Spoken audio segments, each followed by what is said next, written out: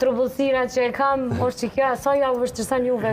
E ka dhe anën e mirë dhe anën e keqe. Anën e keqe dihet se merr informatat gabueshme, nuk din ku mu orientu. Mirë po me një anë që ose i ka marrë një pjesë të informatave dhe të vjen me informatat e ti, atër ti mundesh me pas edhe ma letë mandej me kanalizu ato informata.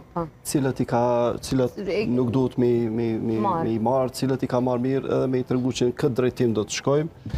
Mirë po, gjitha ato bëjmë pjesë në kuadër të edukimit pacientit. Qoftë ai ka lexuar diçka, qoftë edhe keq, qoftë ka marrë një spektër të informatave, por jo me mjeku vetëm mandej me ato. Këtu është ajo çështja. Me ato informata le të shkojë te mjeku, mandej mjeku e kanalizon. Po nuk është keq pse ka marrë informata, le të merr, nuk ka problem.